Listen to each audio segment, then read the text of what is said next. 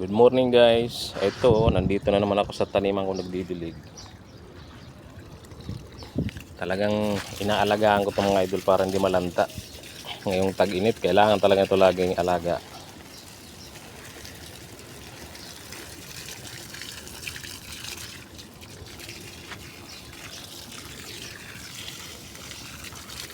Kapag hindi natin ito alagaan, hindi natin mapakinabangan, mamamatay lahat. Yan, talbos ng kamuti guys, yan, nakakakuha ako lagi dyan. Kasi talagang ang kamuti, lagyan mo lang ng tubig, tuloy-tuloy lang yan, hindi na mamatay. Pero yung mga ibang gulay, ang bilis mamatay. Katulad ng ampalaya guys, ultimo lanta. Lanta na.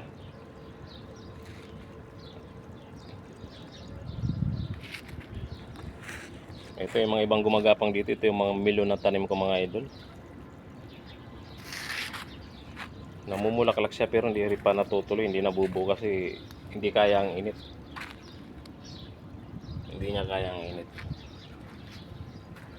Ganon din yung tanglad mga idol, ang tibay sa init.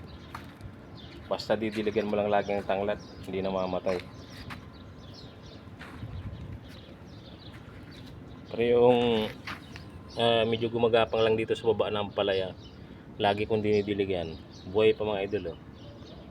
Pero pag lumutang yung talbos niya, pag nainitan, lanta agad.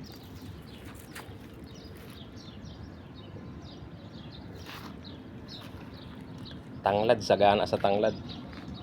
Pakarami.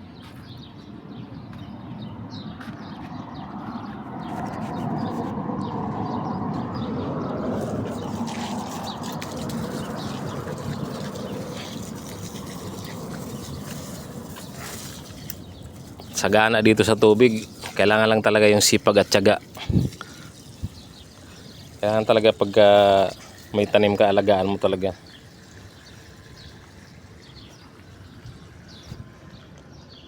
O pagdating ng ano to, October, ayan, lalago na yung mga idol kasi papunta na ng taglamig.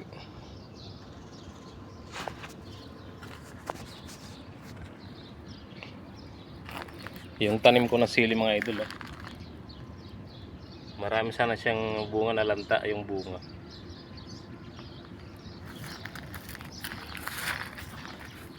Pero namumulaklak pa rin. Gusto pang umunga ulit. Yung mga bulaklak pa rin mga idol.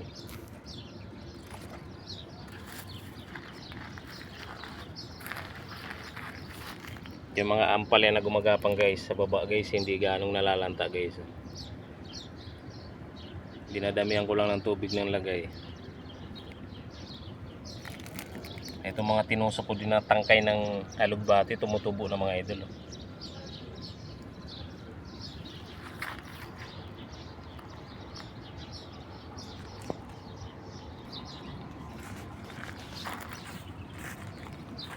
At ito guys, itong tanim ko na malunggay kung hindi ko nilagyan ng net yan, lanta na yan.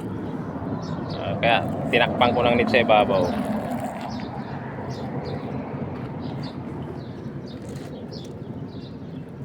Ayan, lumalago na siya.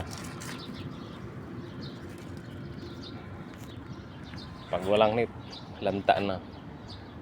Kaya ito nga, itong medyo mataas na malunggay, nilagyan ko din ng net sa taas.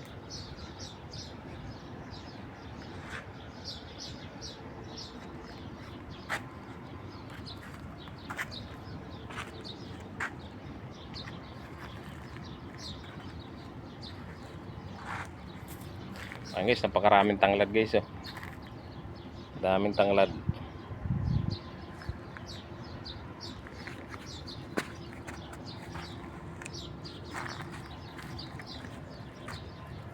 At sa labas guys, marami din guys. Silaw yung araw.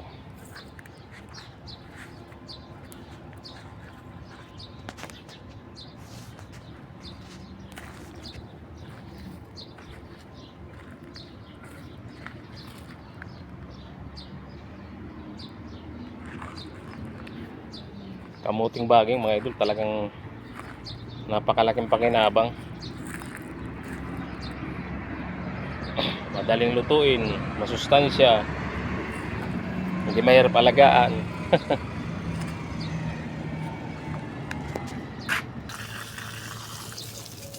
Kailangan lang talaga dito tiyaga. Tiyaga, sipag mga idol. Mahabang pasensya sa mga taong sumisira ang tanim.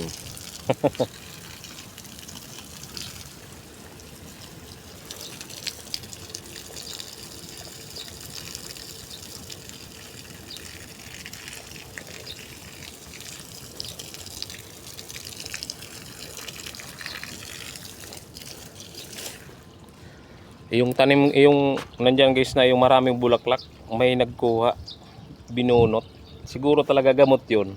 Baka patutuyuin yung gagawin siya. Nawala eh, yung dalawang puno na malaki. Pero may tumubo dito mga idol. Oh. May tumubo. Lalago na naman to. Napakapait ng dahon nito. Siguro kinuha yun, baka binilad, gagawin siya. Kasi ano yun, tinanim ng Indiano eh. Nawala, biglaan lang nawala. Oh. Pagtingin ko ng umaga, nawala yung isa. Kalipas ng ilang araw, nawala na naman yung isa. Pero may mga tumubo na maliit, makakalaki pa din siguro yan.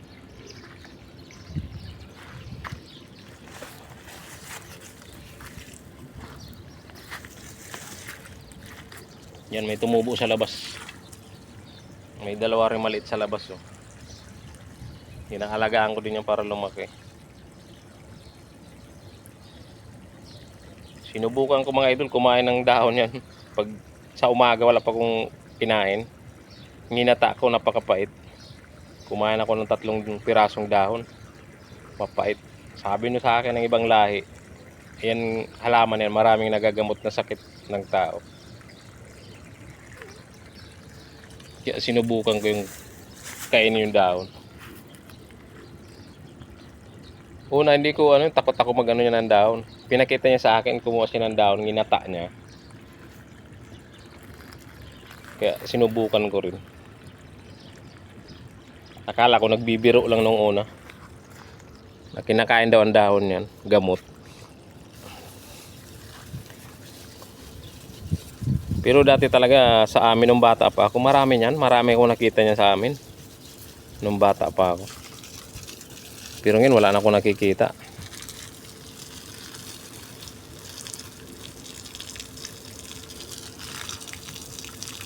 Sa Bicol, napakarami niyan dati sa amin.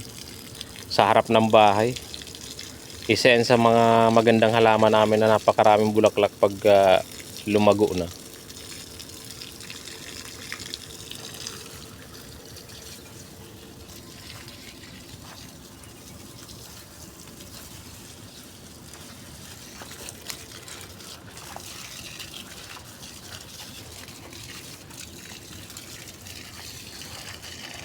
Makakabunga to mga idol, tong melon na to. Baka mamaya mga September pa siguro yung mga idol. Kasi hindi kaya yung init, nalalanta yung bulaklak.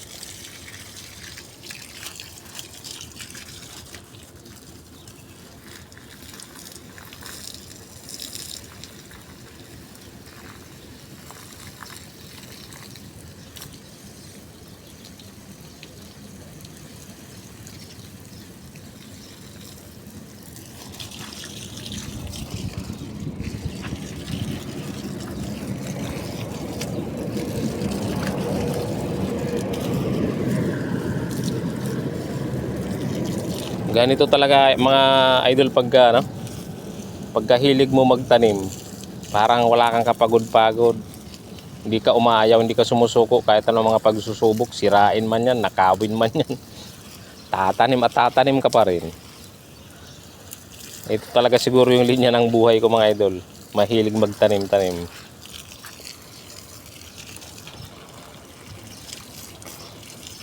Kahit anong gawin sira nila, normal lang na sumasama ang loob ko, pero wala din ako magawa. Hayaan ko lang. Kung may matira, matira. May matira. Kung wala, wala. Kaya sabi sa akin ng iba, nagpapakandahirap pa dyan. Bumili ka na lang dyan sa ano, ng gulay. Pero iba rin pa rin talaga yung sarili mong tanim.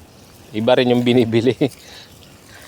Para kasing mas masaya yung galing sa pinaghirapan mo. Yun nga lang, kailangan talaga matyaga ka dito at mahabang pasensya mo. Iwasan mo makipag-away. Kailangan may iwas mga ganyan. May mahuli ka man, pagalitan mo lang, pero pag yung nakipag-away ka ng ano, hindi pwede. Mahirap na.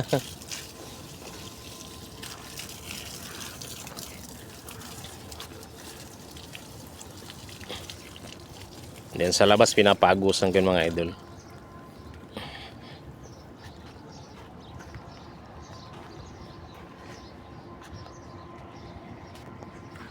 Ito nga, itong medyo malaki na puno ng malunggay mga idol. Bigay sa akin ng kaibigan ko to. 3 piraso sana to. Kinuha na agad yung 2 maliit.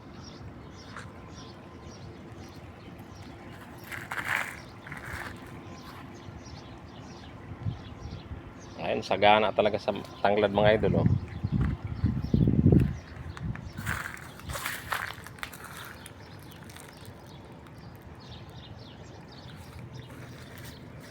Sa labas ang ganda pa rin ng ano, kamuting baging.